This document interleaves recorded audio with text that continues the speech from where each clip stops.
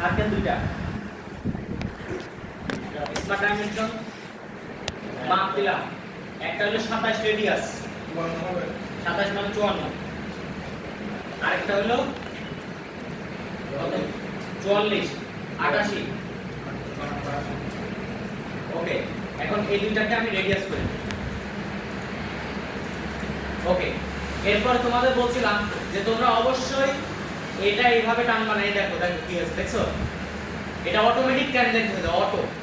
খেয়াল করো বিষয়টা, আমি এখান থেকে লাইন নিলাম, আমি মনে করো আমার ইচ্ছা মতো টানতেছিলাম, ঠিক আছে? এই দেখো এটা অটোমেটিক কি হয়ে গেল দেখছো। এরকম কি হওয়ার কথা ছিল বা এরকম দরকার আমার? তাহলে কি করতে হবে দেখো, একটুখানি ভিতর থেকে লাইনটা টানবা, ভিতর থেকে।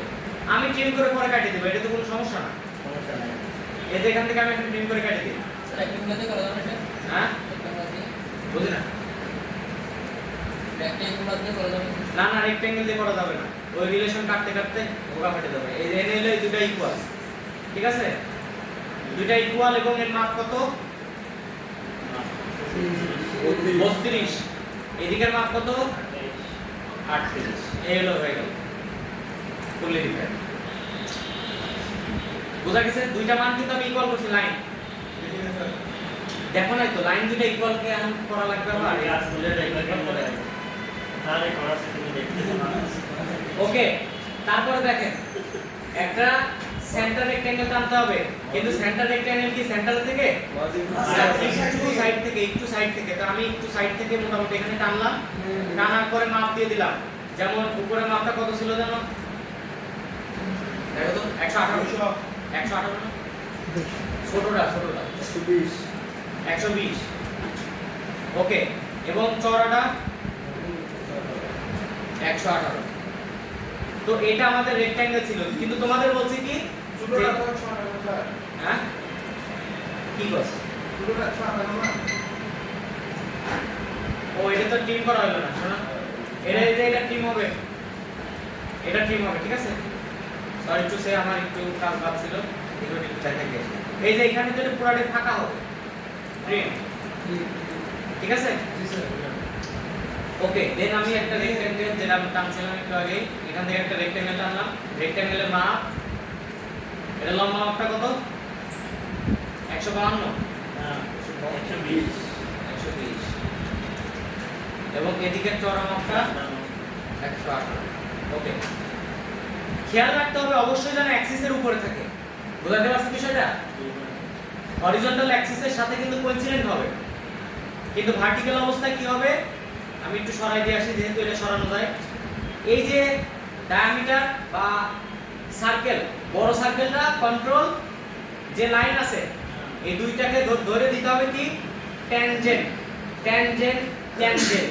এই দিলাম ট্যানজেন্ট, ফুললি ডিফাইন হয়ে গেল। বুঝছো কথা? Yes sir. চার কোণায় চারটা কি আছে ফিলেট। তাহলে আমরা এটা কত ফিলেট 12 মিলি ফিলেট, একটা দুইটা চারটা। তারপরে কাজ কি, তারপর বড় আরেকটা রেক্ট্যাঙ্গেল টানা, সেন্টার রেক্ট্যাঙ্গেল। তো আমি আরেকটা বড় রেক্ট্যাঙ্গেল এরকম টানলাম। এরপরে মাপগুলা দিয়ে দিই। স্মার্ট ডাইমেনশন এটা ছিল 200,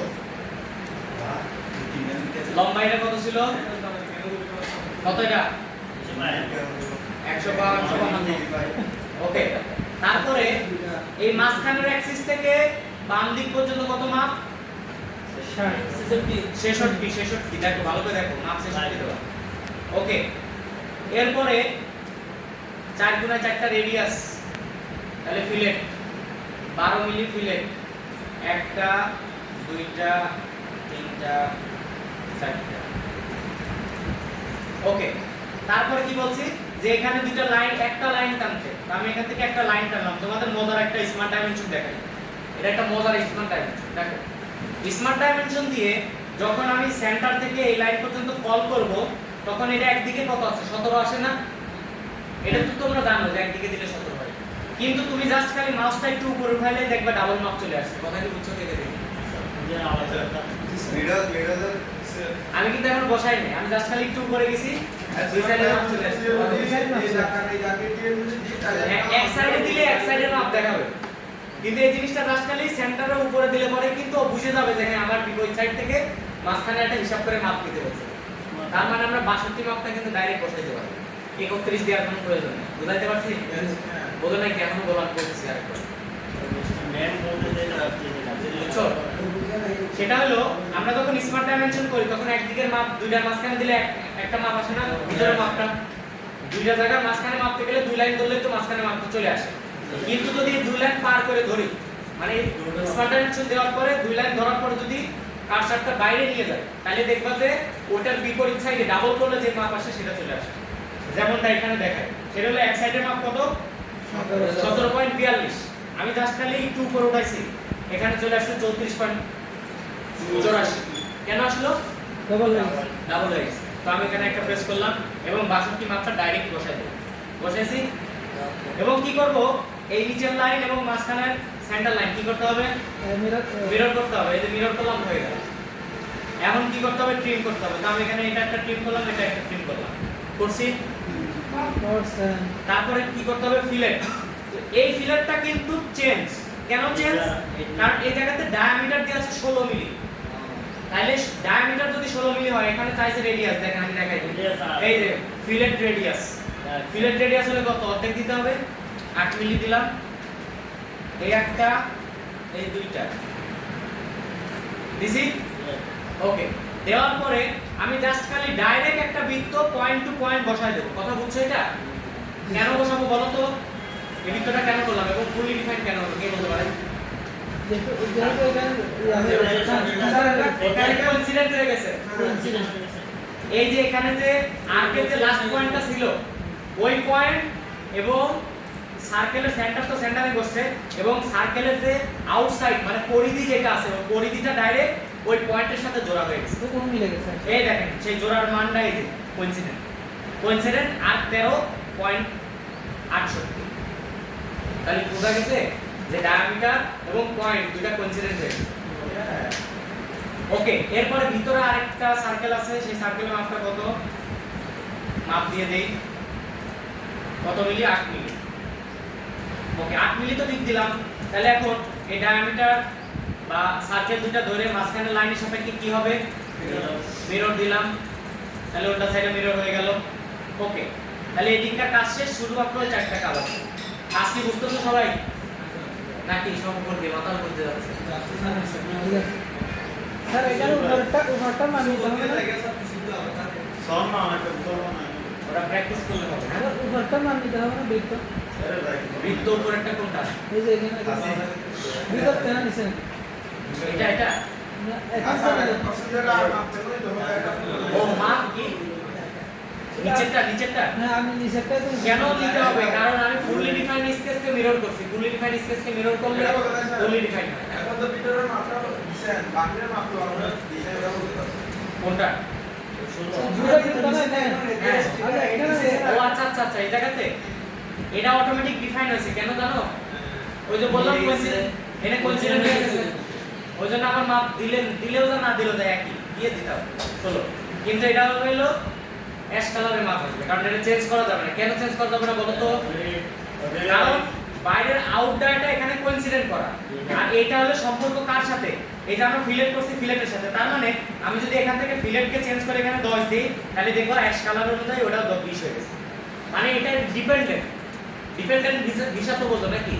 ওয়াই হলো সাধারণত ডিপেন্ডেন্ট ভিসা, মানে একজনের উপর অন্য জায়গায় কাজ করতে পারবে না, একজনের উপর ডিপেন্ডেন্ট হবে। তো এই জায়গাও সেম টাইমই যে আমি যখন ফিলেটকে এডিট করছি ও অটোমেটিক এডিট হয়ে গেছে।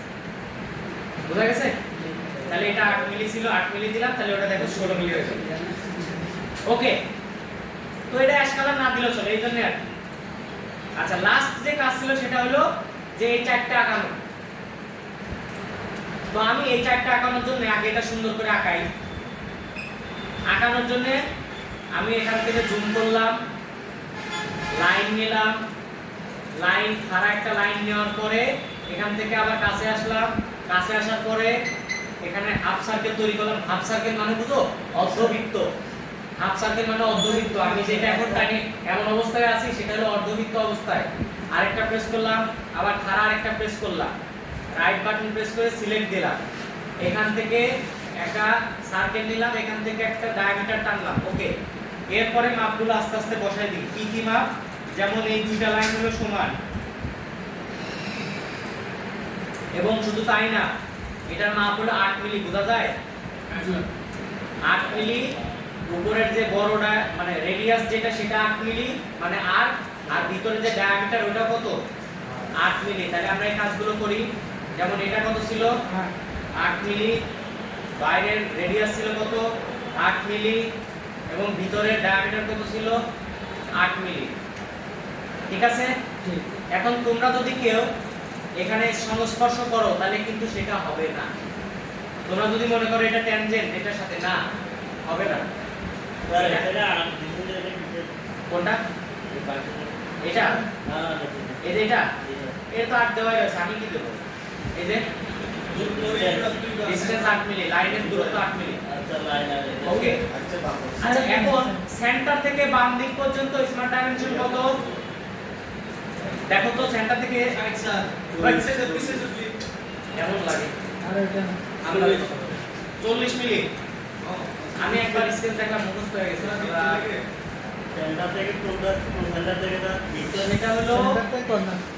সেটা হলো যে বাম দিকের লাইন থেকে মূল সেন্টার মানে আমাদের বৃত্তের সেন্টার পর্যন্ত কত মিলি? এই যে এখানে আমি একটু টাইনে দেখাই, এই যে কি এটা? ওকে, তারপরে ওই জিনিসটা আসলে 60 দূরত্ব, এই যে 60। স্যার এটা যদি ট্যানজেন্ট না আপনার তাহলে দেখা আছে যে ট্যানজেন্ট না, এটা ট্যানজেন্টের মতো দেখাচ্ছে, কিন্তু এটা তো অনেক বড় স্কেল, দেখো এই তুলনায় বোঝাই যাবে এটা ট্যানজেন্ট নাই। উপরের আর্কের সাথে লাইন ট্যানজেন্ট নাই। নাহলে অবশ্যই এখানে ট্যানজেন্ট হতো, আমরা 100% ঠিক আসছি। এবং আকার আরেকটা প্রমাণ হলো যে আমাদের যে ফুললি ডিফাইন হওয়া, আমরা সবগুলো মাপ বসাইছি, ইজিলি ফুললি ডিফাইন হয়ে গেছে, তার মানে কি এখানে কোনো কাজ নেই।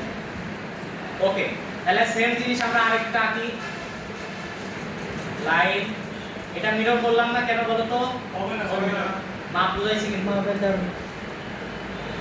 ওকে, দুইটা লাইন ইকুয়াল, ভিতরে একটা সেন্টার। এই যে আমি যে দ্রুত আঁকাচ্ছি, এটা কি বুঝতে পারছো কিভাবে নিলাম? এটা সব মাউসের কাজ সাথে, এই যে মাউসের কাজ সাথে খুব দ্রুত টানছে, এই জন্য বুঝতে পারো। এখান থেকে কত মিলি, অথবা তোমরা সবকিছু ইকুয়াল করে দিলেও হবে। লাইক ভিতরেরটার সাথে ভিতরেরটা কি হবে? ইকুয়াল। উপরেরটার সাথে উপরেরটা কি হবে? ইকুয়াল। একটা লাইনের সাথে আরেকটা পাশের লাইন ইকুয়াল। কিন্তু এখন আমরা ডিফাইন কারণ কি? কারণ সেন্টার থেকে সেন্টার পর্যন্ত যে দূরত্বটা ছিল সেটা দেওয়া হয় 46, সেটা কত হবে? 60 মিলি। এই দিলাম 60 মিলি। আচ্ছা, এখন তোমরা সবগুলো সিলেক্ট করো, 1 2 3 4, এই চারটা 5 6 7 8, এই 8টা। এবং কোনটা ধরতে হবে বলো তো? মিরর ধরতে গেলে মাঝেরটা। ওকে, এখন মিরর দিলে এই আমাদের টোটাল কাজ হয়ে যাবে। ও মাশাআল্লাহ, এখানে 60 60টা হলো সেন্টার থেকে সেন্টার দূরত্ব। বাহ, এটা ওখানে নিচে আছে, ওখানে নিচে আছে, ঠিক আছে? ওখানে নি তাহলে লাইন হ্যাঁ ওখানে নিচে।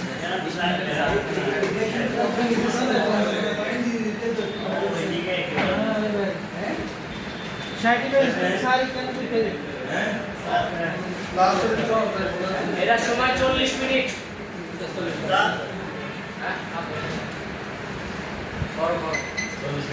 বিসমিল্লাহ।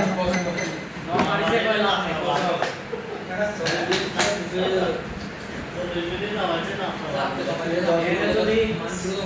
এখানে যদি সিফাত পারে, যদি মারুফ পারে, যদি শাহেদের মতো লোক পারে, তাহলে আপনার পাবেন না।